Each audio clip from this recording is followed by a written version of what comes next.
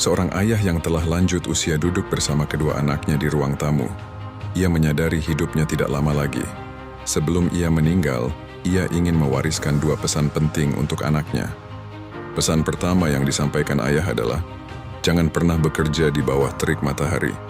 Dan pesan kedua yang juga tidak kalah penting adalah, jangan pernah menagih hutang kepada orang lain. Setahun berlalu setelah ayahnya meninggal, sang ibu yang sudah lama tidak bertemu kedua anaknya pun menelepon.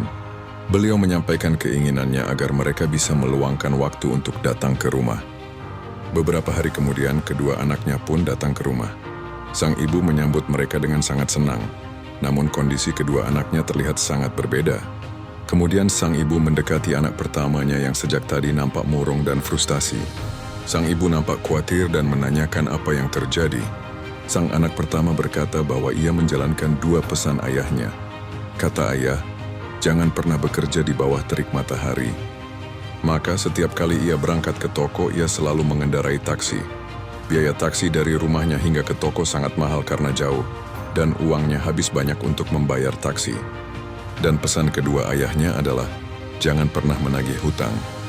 Alhasil ia rugi besar karena modalnya habis dipinjam oleh pelanggan dan banyak tagihan yang tidak dibayar karena ia tidak menagih sesuai pesan ayahnya.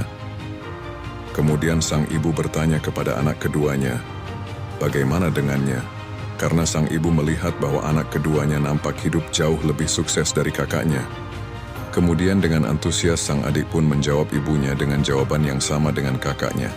Ia melakukan dua nasihat ayahnya. Nasihat pertama sang ayah adalah, jangan pernah bekerja di bawah terik matahari. Maka ia pun memilih mengatur hidupnya dengan cara yang berbeda.